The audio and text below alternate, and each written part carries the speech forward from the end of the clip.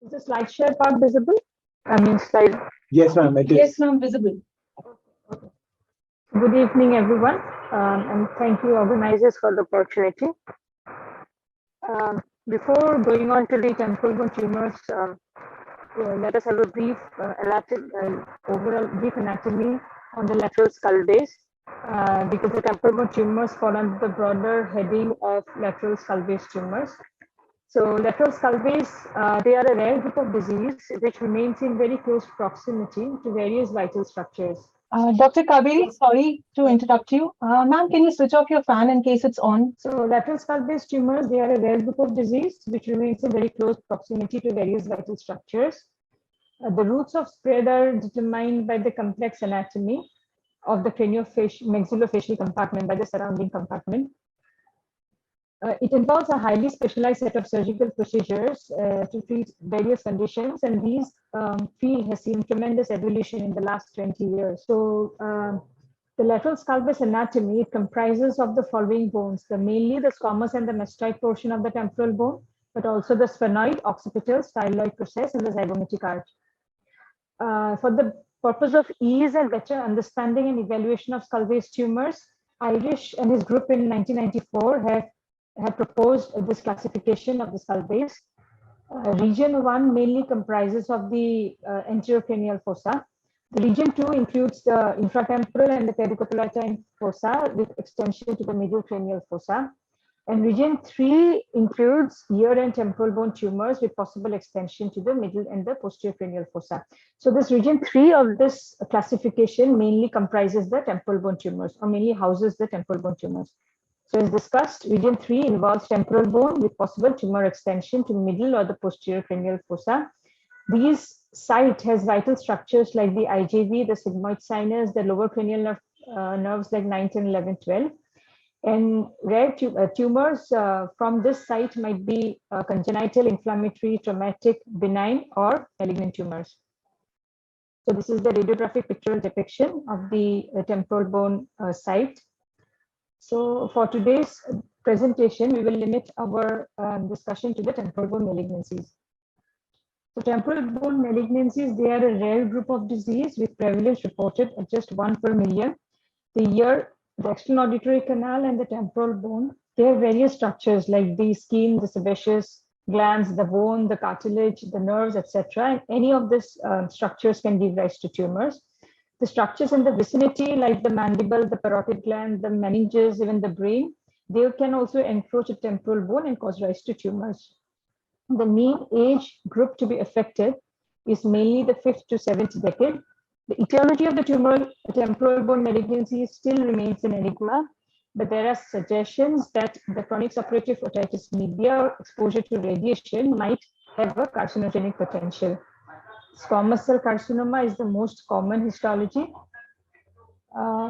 It can spread via various routes to the surrounding structures. It can spread anteriorly to the temporomandibular joint, the glenoid fossa, the ITF, the parotid, and can give rise to a preauricular swelling. It can spread inferiorly to the stylomastoid foramen, giving rise to facial nerve palsies, to the jugular foramen, giving rise to the lower cranial nerve palsies. Medially, it can spread to invade the tympanic membrane, the middle ear, the inner ear. Superiorly, it can cause erosion of the tegment tympani and go to the intracranial site. And posteriorly, through the mastoid cells, can invade the posterior fossa. So these are the various routes by which the tumor can spread. The nodal metastasis at presentation is not very high, it is less than 10%.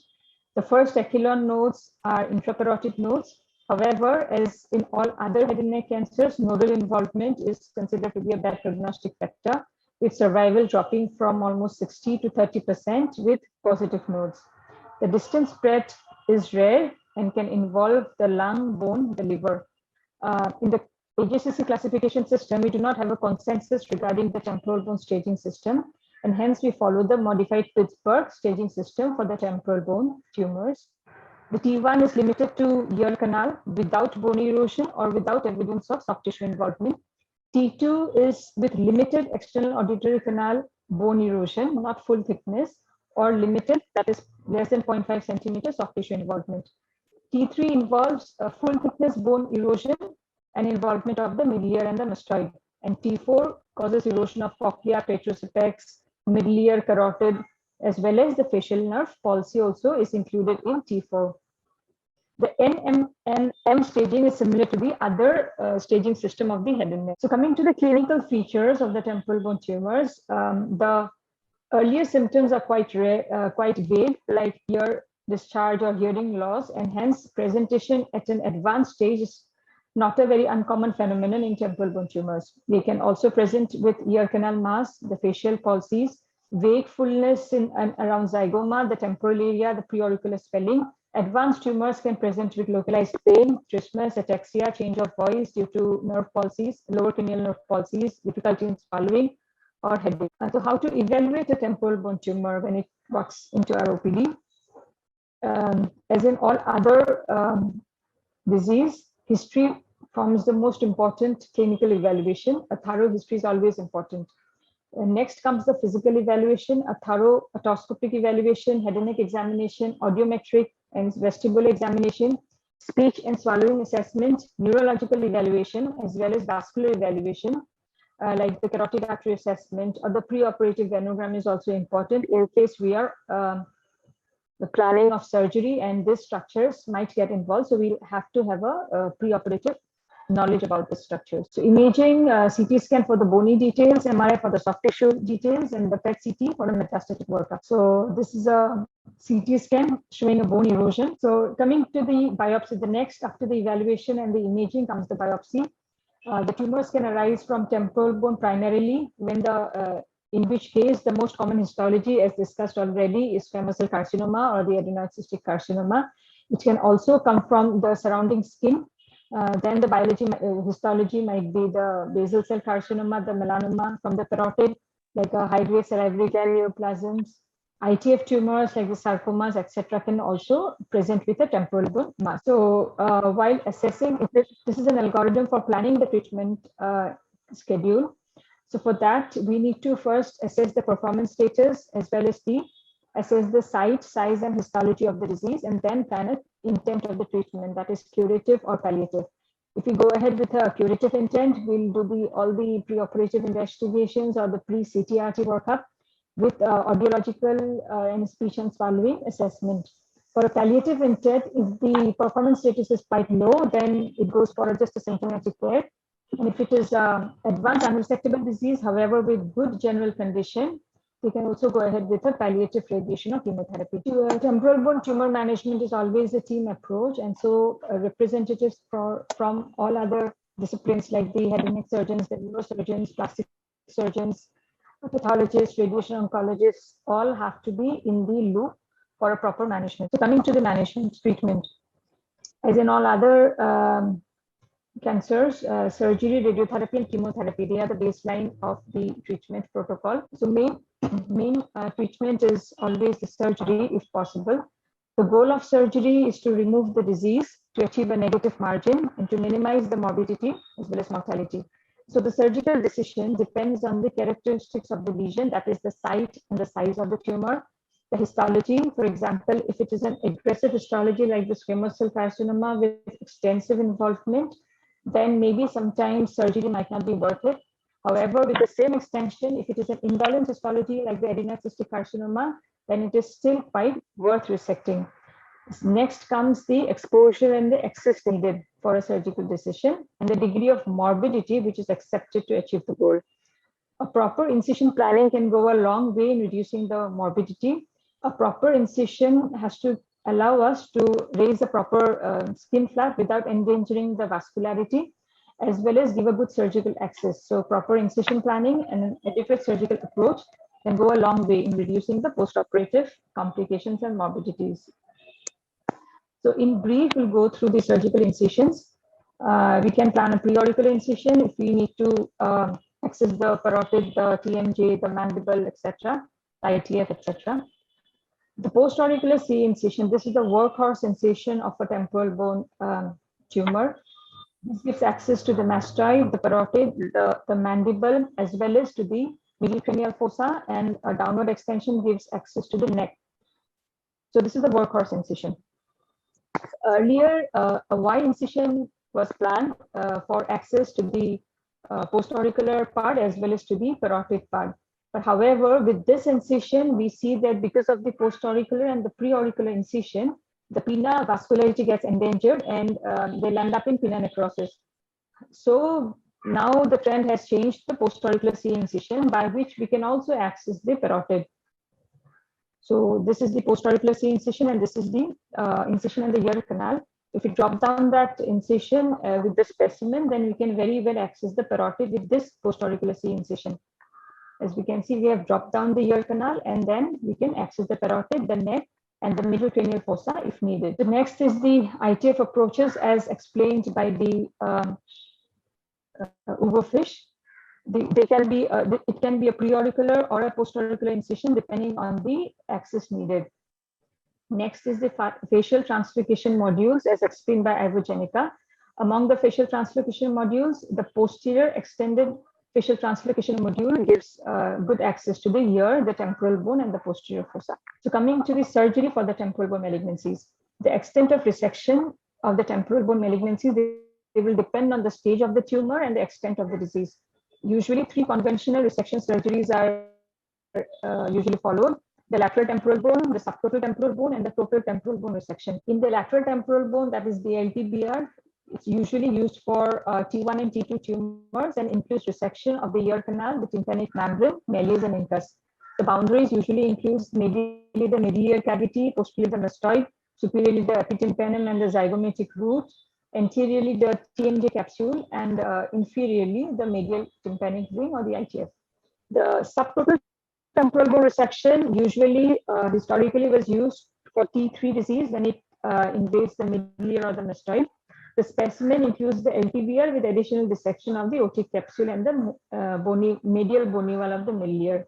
The boundaries includes posteriorly the sigmoid, superiorly the middle fossa, anteriorly the ICA, inferiorly the jugular bulb, and medially the petrous apex.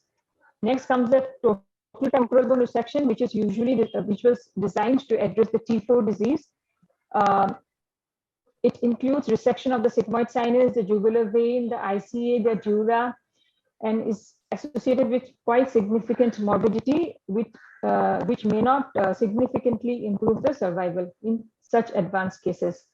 So this is a pictorial depiction. This is the LTBR limit, temporal bone resection limit, and the total temporal bone. We see that we have removed almost everything in the total temporal bone resection. So in the treatment protocol, the lateral temporal bone resection, this is the minimum surgery that needs to be done in any temporal bone malignancies. There are reports about sleeve resection. However, it was found that the recurrence rate with the sleeve resection in T1, T2 tumors can go as high as even 45%. So apart from very small disease, T1 disease with indolent histologies like maybe adenoid cystic carcinoma, usually the standard protocol is that the LTBR is the minimum surgery needed. In T1 tumors, we usually go ahead with surgery. In T2, we usually go ahead with surgery followed by post-op radiation. In T1 and T2 tumors, we usually do not go ahead with a prophylactic superficial parotidectomy if there is no intraparotid nodes in the imaging, because there are reports where they say that the intraparotid nodes in T1, T2 can be as low as less than 5%. So we usually do not go ahead with a prophylactic superficial parotidectomy. In T3 and T4, the surgery, the superficial parotidectomy, and level 2 sampling in case of a clinically node negative disease is the protocol, followed by the post-op radiation, or it can be a definitive CTRT in case the tumor is not resectable. So another debate is on the en bloc resection versus the piecemeal resection. En bloc resection includes the complete resection of the tumor in totality as an en bloc in subtotal and the total temporal bone resection, which involves considerable morbidity. And the piecemeal resection involves removing the tumor bit by bit as if chasing the disease until normal tissue is encountered. Dean et al. Have performed a modified STBR, which consisted of LTBR with local excision of the involved portion of the temporal bone and aggressive skull-base drilling until we get a negative margin. There are reports where they suggest that there has been no significant difference in the survival in en bloc resection versus piecemeal resection, with definitely considerable morbidity involved in en bloc resection if you go ahead with a subtotal or a total temporal bone. So hence now the trend has changed to from en bloc resection to piecemeal resection in advanced tumors, that is T3, T4. LTBR, we usually remove it analog. So coming to resectable versus non-resectable, because it is also quite important to know when not to operate in order to reduce the morbidity. So resectable tumors are usually T1, T2, T3 tumors, and among the T4 tumors, if it is T4 because of the anterior extension to the maybe temporomandibular joint, the parotid, or the preauricular skin, then it is quite resectable. Non-resectable or not worthy to resect tumors will be those with significant posterior, medial, or superior extension with inner ear involvement, gross brain involvement, dural nodularity, or metastatic disease. Coming to the management of neck, the protocol is we do not go ahead with a prophylactic neck dissection in clinically N0, and we go ahead with a modified neck dissection with a clinically N plus neck. But we go ahead with a superficial prophylactic parotidectomy in T3 and T4 disease with a level 2 nodal sampling. As discussed already, the nodal metastasis is always a bad indicator, and the survival drops from almost 60 to 30% in a positive neck. The role of radiotherapy in a T1 disease, we usually go ahead with a single modality, surgery versus radiation, but surgery always shows a trend towards better outcome, with a 5-year survival of even 100% in some literature versus 81% with radiation. In T2, T3, T4 tumors, surgery followed by post-op radiation or chemoradiation is the protocol. Definitive CTRT versus surgery in T3 and T4 tumors, again, surgery followed by surgery followed by radiation has shown a better outcome trend with 50% as compared to 43% in a definitive CTRT. There is no standard chemotherapy regimens till date, except for chemosensitive tumors like sarcomas. There are some literature where they have used TPF regimen as an NACT, where they have found 50% cases turning resectable, but they are very short case series. Concurrent chemoradiation with TPF regimen has also shown quite favorable or quite impressive 5-year survival in some literature. However, if resectable, surgery is always the best choice. Coming to the prognostic indicators, it depends on the tumor histology. Higher T stage, because there is quite a significant difference in survival between T1, T2 versus T3, T4 disease. Neck nodal metastases, distal metastasis, margin status, and preoperative facial nerve palsies, with literature suggesting a drop of survival from 60% to almost 20% if it is if the facial nerve is involved preoperatively. So these are the prognostic indicators which might indicate the future outcome of these tumors. So coming to conclusion, temporal bone surgeries, this necessitates learning unfamiliar surgical anatomy and is technically challenging, and hence a working knowledge of the normal as well as a variant anatomy is quite important for a proper disease clearance. The treatment decision is dictated by the site, the histology, and the extent of the disease. It's also equally important to know when not to operate in order to reduce the morbidity related to surgery. And all said and done, temporal bone tumor management, and for that matter, all skull-based tumor management is very much a team approach, and a dedicated team consisting of oncologists, the speech and language pathologist, the audiologist, and the nutritionists are important for a proper disease management of these kind of tumors. Thank you. Thank you, Dr. Kabiri, for such an elaborate talk. Now we'll move on to the case discussion part of our MAHAMANA case discussion series. For this, I would like to invite Dr. Prathamesh Pai, who is Professor, Head Neck Surgical Oncology at Tata Memorial Hospital, Mumbai. Sir has a specific interest in skull-based malignancies and runs a skull-based clinic. Sir, welcome. Dr. Siddharth Shah, who's a head neck oncosurgeon and endoscopic and robotic surgeon at Zydus Cancer Center, Ahmedabad. Dr. Siddharth Shah, welcome. Dr. Kabiri Kakati, who's assistant professor who just presented the talk at the Department of Head Neck Oncology, Dr. B. Barua Cancer Institute, Guwahati. And Dr. Ankit Mahuvakar, who's consultant, head neck surgical oncology and skull-based surgery at HCG Cancer Center, Mumbai. Are all the panelists there? Pai, sir, Dr. Ankit? Yeah, go ahead. Okay. So the presenter for today's case discussion is Dr. Bhavya Reddy. She's a fellow at MAHAMANA at our institute, MAHAMANA Pandit Madan Mohan Malviya Cancer Center, Varanasi. Dr. Bhavya, over to you. Good evening to all. Is the screen visible? I'll go ahead with the presentation now. Please go ahead. Yes, sir. Thank you, sir. So I'll be presenting a case of a 46-year-old male who presented to our OPD, who is an agriculturist by occupation, residing in Allahabad, Uttar Pradesh. He presented with the chief complaint of blood-stained left ear discharge since 5 months and growth over left pinna since 2 months. History of presenting illness.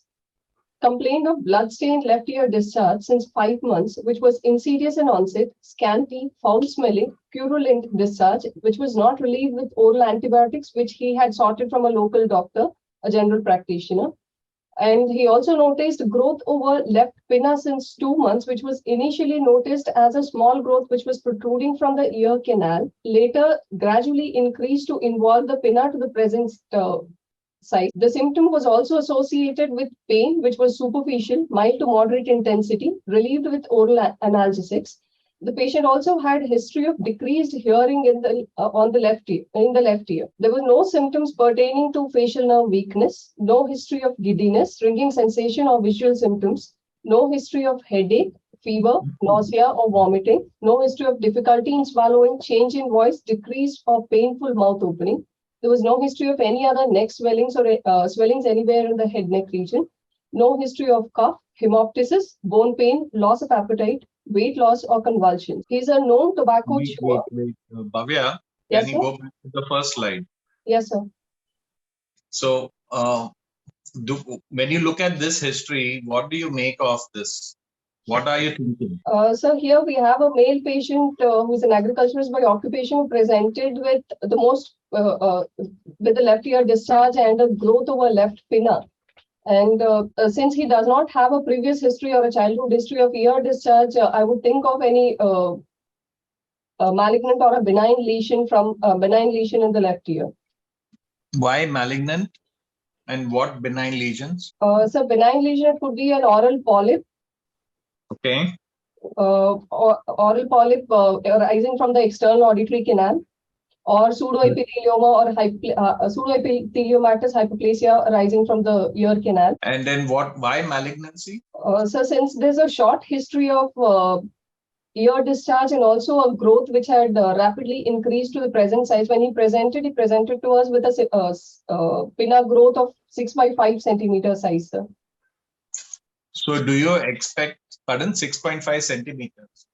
Yes, sir. It was involving almost the whole lower half of the pinna, including the ear canal.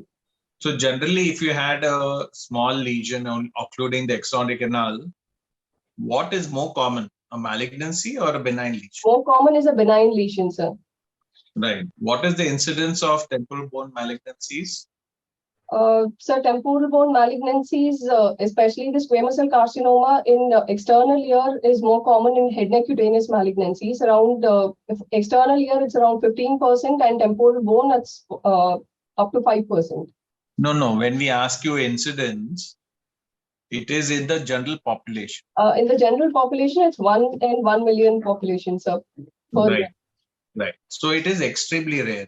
So yes, you are more likely to be right if you are considering this to be a benign lesion. Yes, sir. In contrast, it to be a malignancy. Notwithstanding, this patient has a 6.5 centimeter growth, so it is unlikely to be a polyp. Yes, sir. Kaveri, anything else? Siddharth, have they joined? Others have joined in? I think Dr. Siddharth is not here, sir. Ankit? Yeah. In the second slide, when she has mentioned the causes, sort of the etiology, can you just go on to the second slide, please? Yes, sir. What is the reason of you asking for headache and nausea and vomiting? So headache, fever, nausea and vomiting, since the close proximity of the ear canal and also the middle ear to the dural, tegment tympani erosion or dural involvement of meningitis symptoms. And amongst the negative history, is this the only negative history you have asked, or are there any other negative histories which you have in the next slide?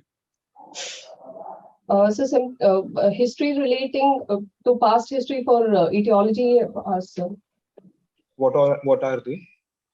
So previous history of radiation exposure or comorbidities, considering it could be a benign lesion, comorbidities like diabetes for ruling out malignant otitis externa. But since it's a huge mass in our patient, we would go more Agreed. towards malignancy. Agreed. And Yes. history of radiation exposure and family history of any malignancies. As far as I remember, you said that his occupation was a farmer, right? He's somebody Yes, sir, who is agriculturist exposed by to, occupation. exposed to a lot of sun. Yes, So did sir. you ask for any other actinic keratosis or something as a lesion which will predispose to extensive solar exposure elsewhere in the exposed part of the body? Yes, sir. There's no significant history pertaining to any other lesions anywhere in the body or head neck region, sir. Since we are on etiology, can you tell me what are the other factors which can predispose a person to develop temporal bone malignancy? So most common etiology reported in literature is the sun-exposed areas or the UV radiation. Other than that, Okay. we have radiation exposure, which was earlier given like a nasopharynx post-radiotherapy for nasopharynx or intracranial tumors with a latent period of around 12 to 15 years can present with temporal bone malignancies. And certain conditions like burn chondritis and chronic lupus erythematosus, chronic sclerosing lupus erythematosus. And so though literature does mention chronic otitis media or cholesteatoma as a cause, but there's no significant supporting evidence for the same. Okay. Any idea about an immunocompromised state giving rise to? Yes, sir. Immunocompromised in a few of the studies done on organ transplant patients, immunocompromised or immunosuppression has been associated with increased incidence of cutaneous squamous cell carcinomas. Agreed. Yes, great. Go ahead. Bhavya, Yes, sir. yeah, go on. Kabiri, No, go on. sir. So Bhavya, you had asked about a negative family history. Does it have any significance in the temporal bone? Ma'am, considering it as a primary from the temporal bone, it may not have, but since temporal bone is also known to have secondary metastasis from other sides of the body like breast, prostate, and kidneys. What is the rate of secondary metastasis to your temporal bone? Less than 5%. Quite rare, actually. Okay. So 0.2 to 5% has been mentioned in the literature. Yeah, that's right. Go ahead. To summarize the history, a 46-year-old male, agriculturist by occupation, a known tobacco chewer with no comorbidities, presented with history of left ear, scanty blood-stained discharge since 5 months, growth over left pinna since 2 months, associated with left earache and decreased hearing. No symptoms pertaining to facial weakness or immediate extratemporal extension or lower cranial nerve involvement. Coming to the general examination, a middle-aged, moderately built male, well-nourished and hydrated, well-oriented with a BMI of 24.5 kg per meter square, an ECOG status of 0. No signs and symptoms of pallor, icterus, cyanosis, general lymphadenopathy, or pedal edema. So should I go ahead with the ear examination? Yes, please. So ear examination on the affected side, left ear, noticed a ulceroproliferative growth measuring about 5 by 6 centimeter involving the left pinna, lower half, parts of left pinna, left concha, tragus, and the lower half of pinna and lobule extending posteriorly to the mastoid area, anteriorly to involve the left parotid region. Inferiorly, the skin involvement was up to the angle of mandible, and superiorly involving the up to the inferior crust of antihelix. Left EAC could not be appreciated as the growth was occluding the external auditory canal. Right ear, tympanic membrane was normal, did not notice any growth in the external auditory canal. Bilateral facial nerve examination, there was no evidence of paresis or palsy. Lower cranial nerve examination was normal. Hearing evaluation, left-sided moderate degree conductive hearing loss. And neck examination, there was no palpable nodes. On Hopkins examination, bilateral cords were normal and mobile. Patient had adequate mouth opening, and other nose throat examinations, scalp and spine were normal. Very good. Go ahead. Systemic examination did not find any significant findings. To summarize the history and examination, a 46-year-old male, agriculturist by occupation, tobacco chewer with nil comorbidities, good built-in nourishment, with history of left ear blood-stained discharge and growth over left pinna, associated with left earache and decreased hearing, presented with an ulcero-proliferative growth of 5 by 6 centimeter, occluding the left EAC completely, which was involving the lower half of left pinna and extending to the parotid and retroauricular and mastoid area, with no significant cervical lymphadenopathy, no symptoms pertaining to facial weakness or lower cranial nerve involvement or extratemporal extension. So what's your diagnosis? So with the history and the examination finding, I would tell it as we are dealing with a external auditory canal or an external ear malignant lesion. Any possible staging? So clinically, according to modified Pittsburgh staging, because there is extensive soft tissue involvement, I would stage it as a T4, N0, and M0. Right. So how will you work out this patient? Sir? How will you work up the patient? So other than the routine workup for surgical and the general status of the patient, I would go ahead with the biopsy first to confirm the histology. We did a biopsy in this patient, which was reported as moderately differentiated squamous cell carcinoma. And radiological workup was done, which included both HRCT temporal bone and a contrast-enhanced MRI of face and neck. In the HRCT, this is a axial HRCT temporal bone.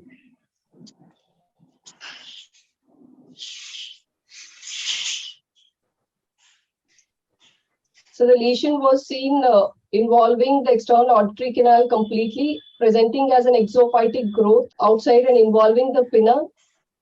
On the medial aspect, the lesion was seen involving the middle ear and up to the eustachian tube. Inner ear was normal. Mastoid as well was involved.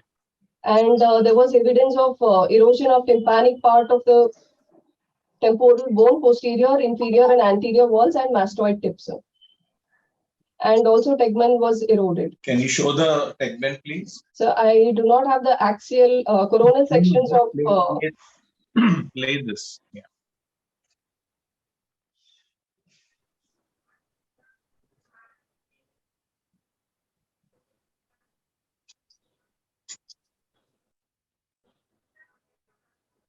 Okay, this appears okay. So why would you want to do MRI in this patient? Sir, in a ear malignancy, both CT and MRI are complementary. MRI in particular for soft tissue. In HRCT temporal bone, can you plan this patient's treatment? So we can plan the treatment based, surgical treatment based on HRCT temporal bone, but since certain indicators like the perineural invasion or dural invasion do. But there is no involvement of the brain here. Yes, sir, there's no involvement of the brain, sir, in this patient. What perineural invasion are you looking for?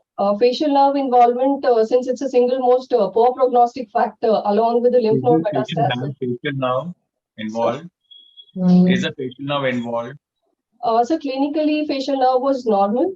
MRI and CT scan. No. Let's not get into MRI, Bhavya. We are trying to understand when you would do an MRI in addition to a HRCT temporal bone. So your first investigation of choice is an HRCT temporal bone. Yes, sir. What in the temporal bone CT scan tells you that this is either an operable disease or an inoperable? So if there is a dural or intracranial involvement. So let us start with what is inoperable. Disease which has extensive soft tissue involvement or disease extending to carotid canal. Yes. What else? And subpetrous involvement or yes, that's right. What else? Anterior involvement. So inner ear involvement. You said already petrous apex and you said cochlea and everything. Yes, middle ear. Petrous apex, carotid canal, posterior cranial fossa involvement, and middle cranial fossa involvement. No. So inoperable means if it is not, you cannot get a clear margin. Yes, sir. So you will not get a clear margin, or the disease is into regions which are not resected. Right? Yes, sir. So if it is involving the carotid canal, it is not operable. If it is coming into the inner ear, it is not worth resecting. If it is involving the intracranial structures such as brain extensively, it is not worth resecting. If it is coming anterior and inferior, coming on to the infratemporal fossa, which is coming on to the pterygoid muscles and coming medially, it is not what Nasopharynx. nasopharynx. So all these are possible on a CT scan. So now tell me when you would ask for an MRI. So for the extratemporal soft tissue delineation, involvement of parotid, perineural invasion, and vascular involvement. What vascular involvement?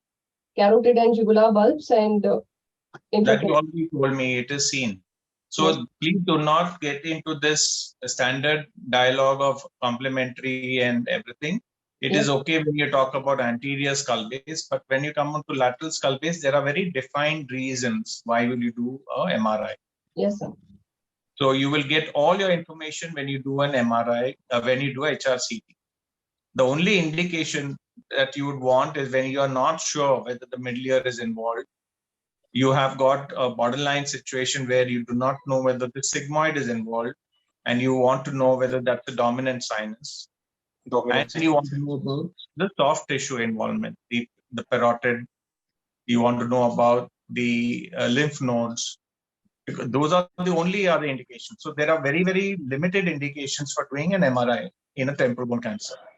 Yes, sir. Ankit, Kaberi? Yes, sir. I agree. The last indication which I wanted to add was the involvement of the sigmoid sinus, especially if it turns out to be the dominant. Right. Okay. Go ahead. So this is active contrast MRI of the same patient. Right.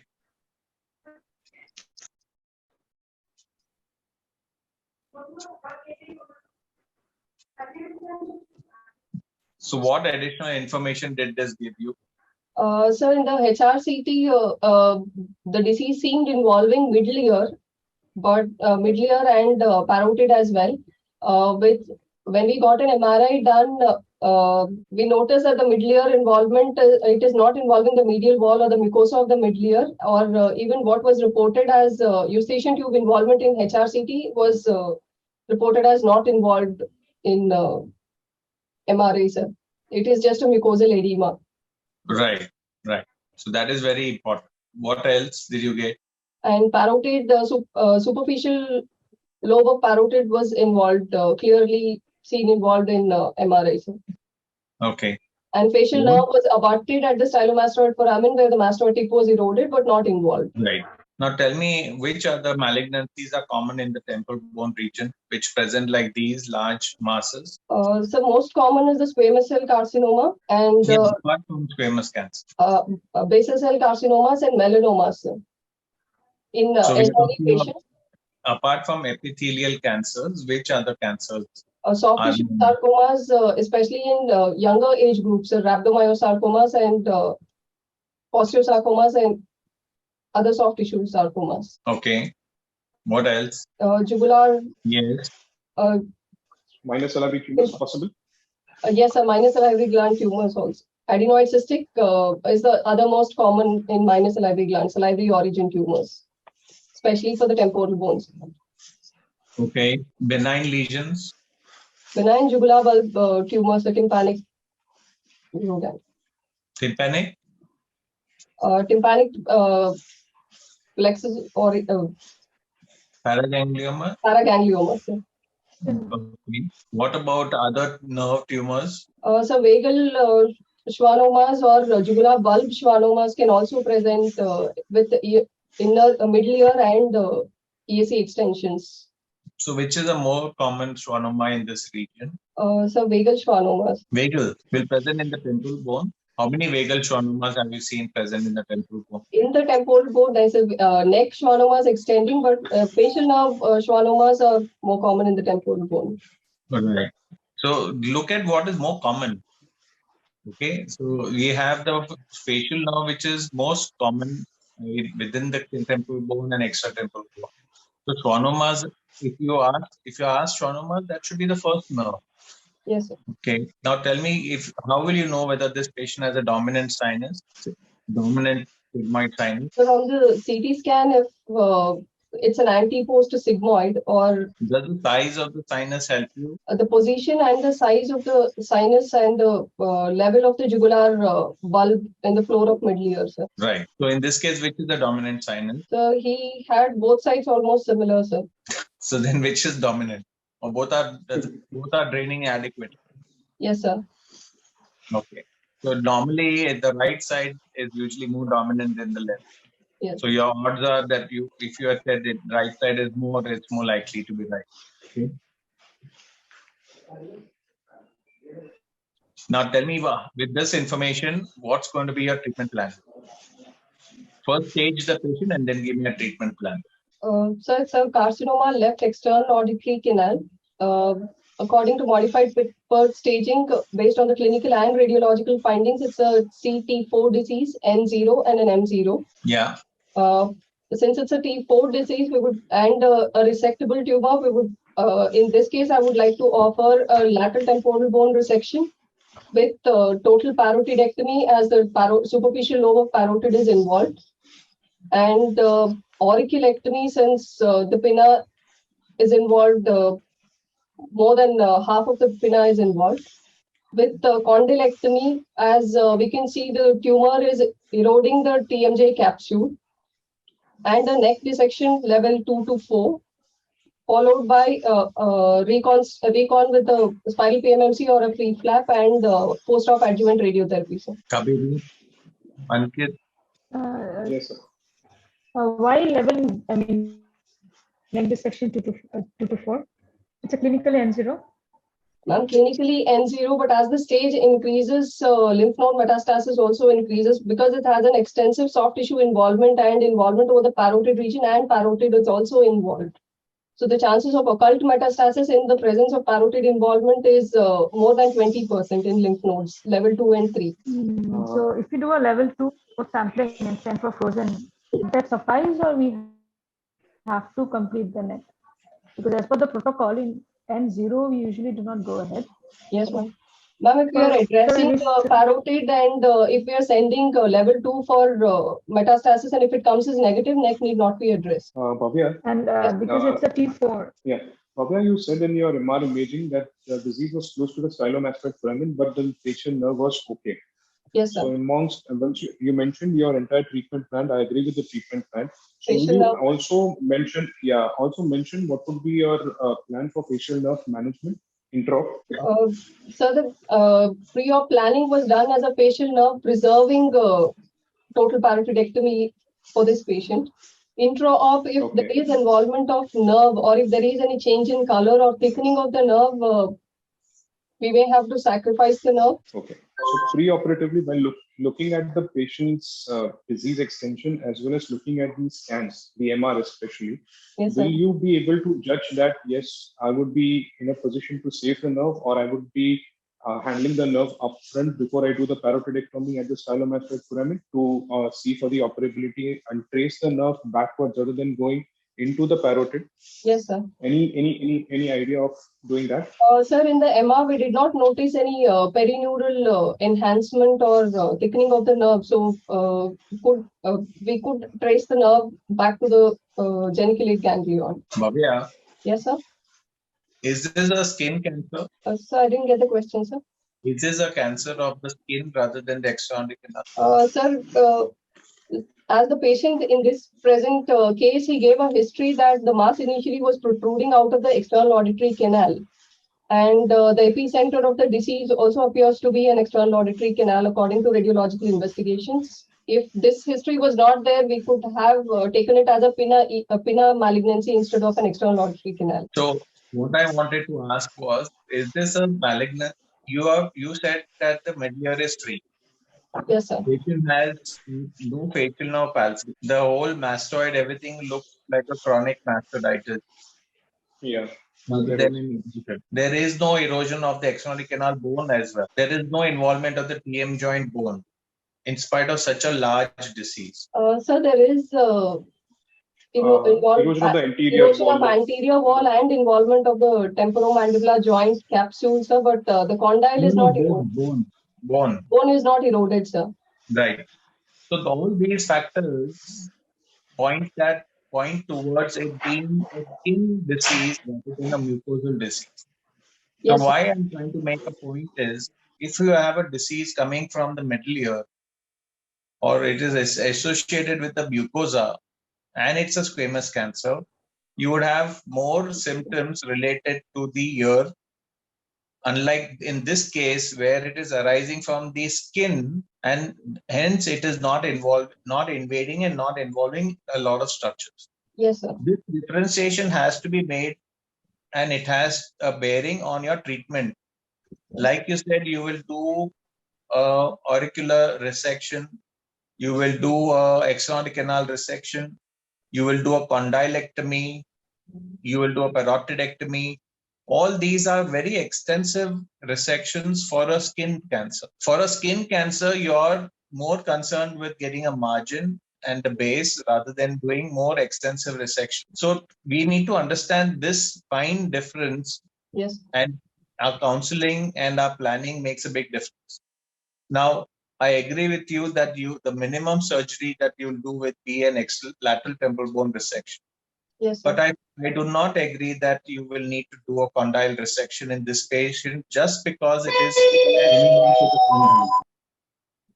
You also need to understand this patient has normal mouth opening. Patient has no other symptoms other than the swelling, and he is well nourished. He is not being affected. Yes, sir. So this really drives home the point that you need to consider doing less rather than more. And intraoperatively, when you have the possibility of frozen section, it would be advisable to do less.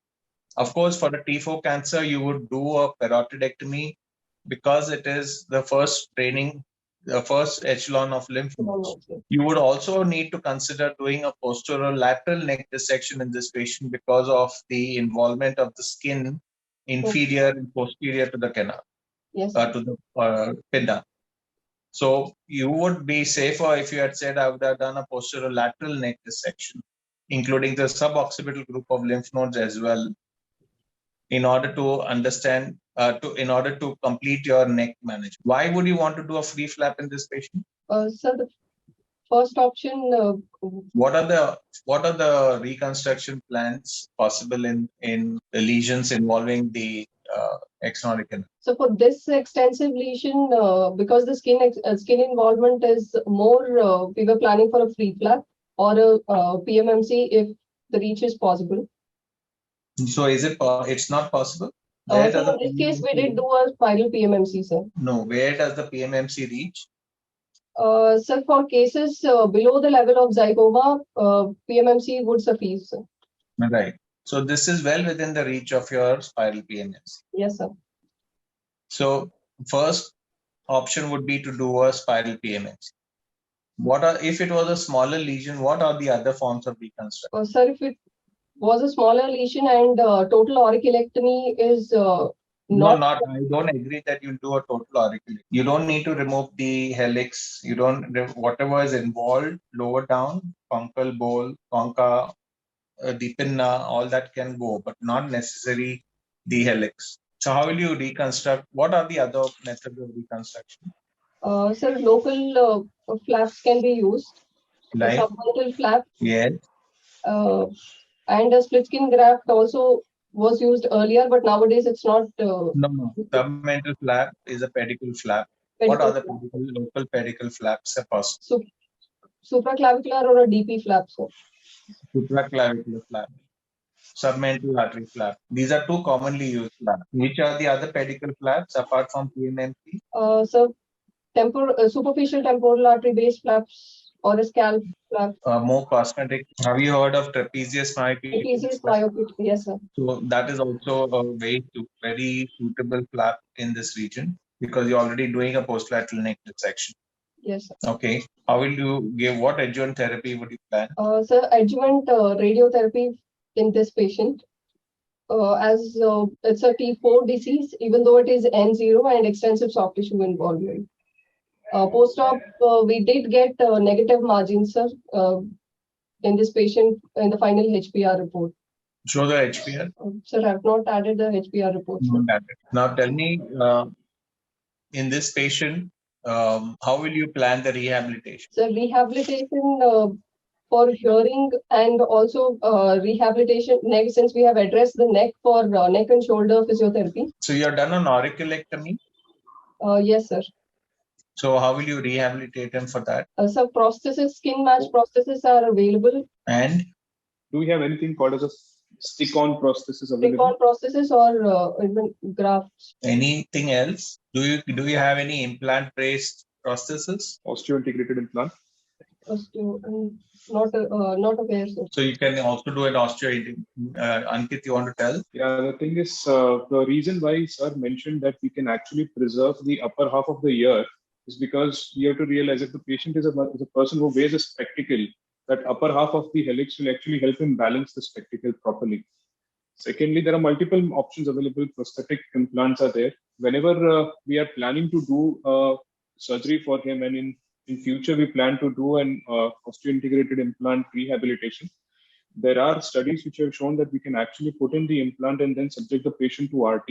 The implants does not hamper into the post-op RT of the patients. There are some studies which go against that. But once the RT is done, 3 months post the RT, we can actually give the patient implants which are magnetic, which actually sticks onto the osteo-integrated implant. They are ferromagnetic implants, and the patient can actually roam around without any issues. Right. I think that's very important.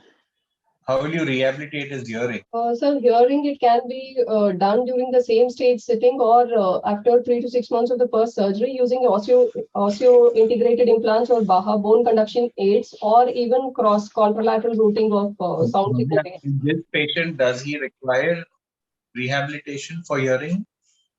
So he had significant conductive hearing loss complaint clinically. So what was his TTA? Sir? TTA findings, audiometry. So we could not get the audiometry done. The moderate conductive loss, what we did was on your tuning fork test. What readings was positive or negative on the other side? Sir, the right ear had Rene's positive and it didn't have conductive loss. Only left ear had moderate degree or only on tuning fork test. And Weber? Sir? Weber's test? Weber's was lateralized to the same side, sir. Okay. So then, does he require rehabilitation? Sir, if in the post-op period, if he has a significant complaint regarding the hearing on the left side, then he can be given cross or he can be given implant, osteo-integrated implanted hearing aid or BAHA. You are the treating physician. How are you going to plan? Do you think he requires hearing aid or not? Does he require BAHA or not? There's everything is possible.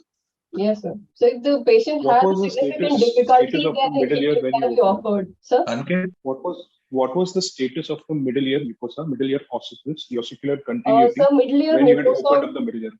Middle ear mucosa was edematous but normal, not infiltrated by the tumor, and malleus was eroded, but incus and stapes were intact, sir. So you did a lateral temporal bone dissection in yes, which sir. you Malleus have taken down the malleus and the incus. Stapes was intact, footplate was mobile, correct? Yes, sir. Okay, so what kind of tympanoplasty would you like to do for this patient? That's what sir is asking. And what kind of tympanoplasty, type 1, type 2, type 3, such that you'll be able to give this patient lesser degree of conductive hearing. Total auriculectomy. So does auricle actually play a significant role in conduction of sound? So auricle and the external auditory canal do play. But in this case, yes, placing a graft on the stapes footplate or the stapes head may help for better bone conduction if we are doing a bone implanted hearing aids at a later stage. Right. So monoaural hearing is good enough, serviceable. It doesn't really require rehabilitation. There's a lot of debate whether you should do it during surgery. There are a lot of cost implications and there are a lot of maintenance issues and patient follow-ups. So the patient you need to assess whether the patient has a normal hearing on the other side. And if the patient is not going to be disabled due to that, then he doesn't require any form of rehabilitation. You have to be very, very specific. You can't say, I will do this and I will do that. In this patient of yours, what is the plan? So we need a good reconstruction plan we need rehabilitation for him, for hearing, for the external appearance. And as Kit rightly said, if you preserve the helix, it serves for even prosthesis. You can even give a better prosthesis because it looks more natural. So all in all, when you're planning the surgery, you need to pay special attention to all this further on after the patient has completed treatment. So a full 360-degree view of the patient's outcomes has to be understood. Sir, if I may, can I add one thing? All query, sir. Ankit? Yeah, I just want to add one thing. We need to always plan all these things, but sometimes there is a query, like for example, this side of the year or that year would have been the only functioning year which the patient had.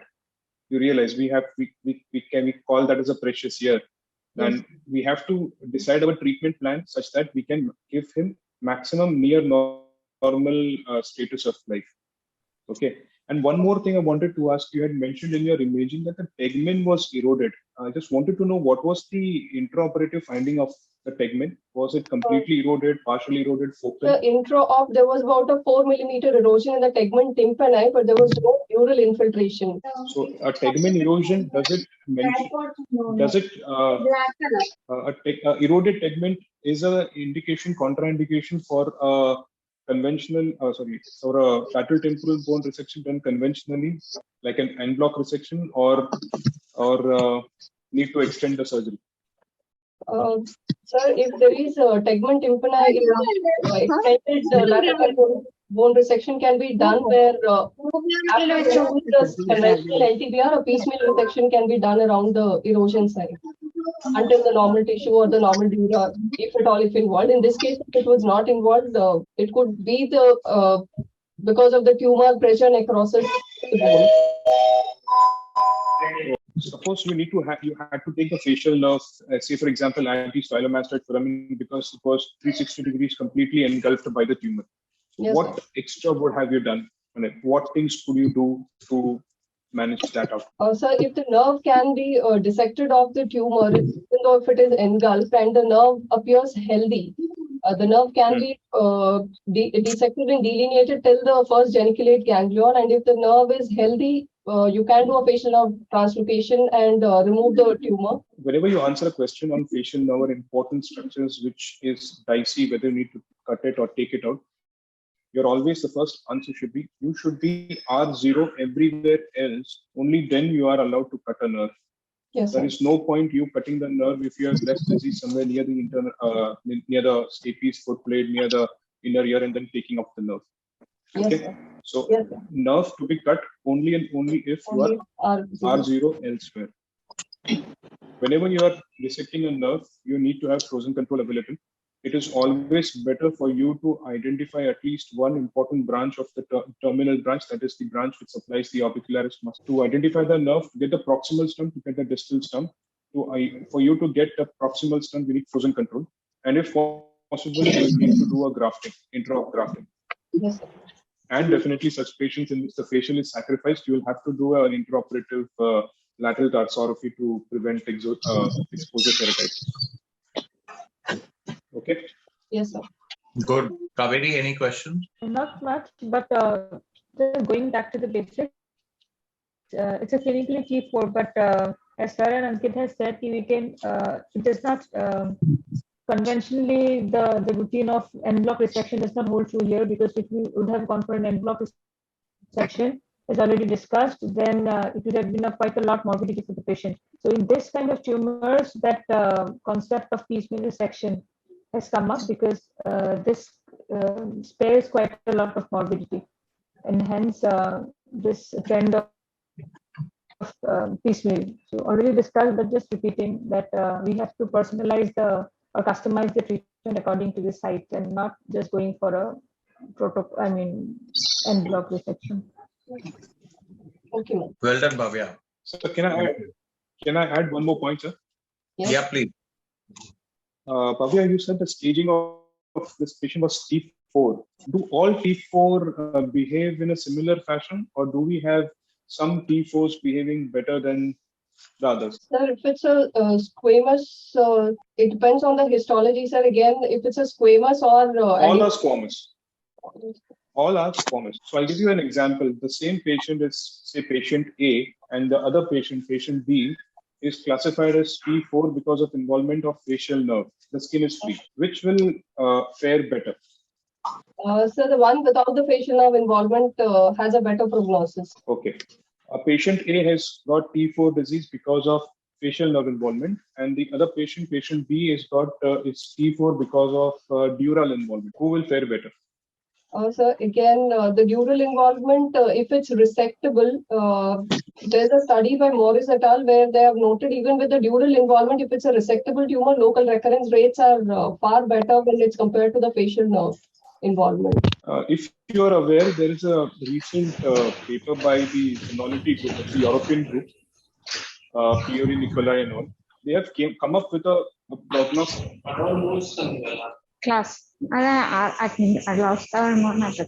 Yeah, they call it the Padau system, in which they have classified the tumors and they have given a numerical value to each. And a score of 5 and above says that there is a high propensity for local recurrences, the short disease-free survival, T4 5-year survival in majority of the papers is 0. So I would suggest you go back and read that Padau's scoring system. Okay, sir. Just adding on to whatever Ankit has said about the T4 tumors. In general, any tumor is true in all the head and neck tumors as well. Any tumor which is anterior. For this patient, the T4 was because of the anterior extension. So Yes. that made it a good prognostic marker for the patient. However, if it would have been a posterior extension, if it would have been a medial extension to the pectorals, the posterior extension to the posterior fossa, then those T4 tumors are not good. And as Ankit has said about the facial nerve, that is already known bad prognostic, because all T4 does not behave equally. Anterior T4s have a better prognosis, and histology is definitely indolent histologies, adenoid cystics, and all those things. Even with quite an extensive tumor, which would have made a squamous cell histology unresectable, might be worth resecting in case of maybe adenoid cystics. So size and histology are very important prognostic indicators while planning for a surgery. No, I'm okay. Yeah, why? Just one last question. Yes. Yeah, Bhavya, you said that there are tumors which metastasize to the temporal bone. You said they are basically prostate and breast. Why does prostate metastasize to the temporal bone? Do we have any specific pathway? Sir, it's through the vertebral venous plexus, it metastasizes to the There is a flat name bones. for that. Yeah, so there is a name for that venous plexus. You know that? No, sir. It's Barton's venous plexus, and the specialty is that these are valveless veins. So majority of the retroperitoneal structures, they do metastasize in that through that range, through flat bones, as you mentioned, flat bones of this. When we give radiation to the temporal bone, do we expect any element of sensory neural hearing loss to happen? So post-RT-induced sensorineural hearing loss has been reported as one of the intermediate and late complications of RT to temporal bone, and even RT as post-RT nasopharynx as well, sir. Okay, great. So now tell me, what is the threshold limit of the cochlea? If the radiation dose shoots over that. Yeah, read that. What are the other late complications of radiation, especially in a temporal bone malignancy? Sir, osteoradionecrosis of the temporal bone is one of the common late complication which is being reported. Okay. Anything else? Some patients, say, for example, 10 years down the line, he was stage 2, he received radiation, presented with altered consciousness, comes up with seizures. Sir, something called temporal lobe necrosis. How frequently will you see this patient in your post-op, say, for example, post-RT? How will you manage the follow-up? How frequently would you like to see the patient? And if yes, what imaging and how frequently would you image the patient? So follow-up post-RT at 6 weeks, and imaging would be done at 3 months, sir. Okay, so what would be that first imaging which you like to get? So HRCT temporal bone or a PET scan if suspecting distant metastasis, but since the distant metastasis in temporal bone is incidence is lower, we can go ahead with the HRCT temporal bone and neck for loco-regional recurrence. If you are given an option between HRCT temporal bone and an MRI, what would you prefer and why? Cost being not an issue. Post-resection, MRI could be a better option than CT scans. Soft tissue residue or neck node metastasis. Rather than neck node metastasis, whenever you do a temporal bone surgery, you would have seen this patient getting operated. That once we are done with our surgery, we do pack the cavity with fat. Yes, sir. Correct? Yes, sir. Fat will serve as a natural contrast. Whenever you do an MR, that fat will give you a natural contrast vis-a-vis just doing a CT scan, which will not be able to give you that level of contrast, that level of soft tissue delineation between thing like benign thing like fat and residual disease or recurrence. Correct me if I'm wrong, sir. You're absolutely right, Ankit. Go ahead. So Ankit, Kabiri, how has Bhavya done? Very well. Very well. Very well. Good. Very good. Thank you, sir. Thank you, ma'am. Thank you very much. Thank you, sir. Thank you, Bhavya. Thank you, Kabiri. Thank you, sir. Thank you all the panelists. Thank you, Ankit. And it was a great presentation. And thank you, Paisar. Thank you, Dr. Ankit. Thank you, Dr. Kabiri. We'll meet again, hopefully 15 days later with a different topic. Thank you.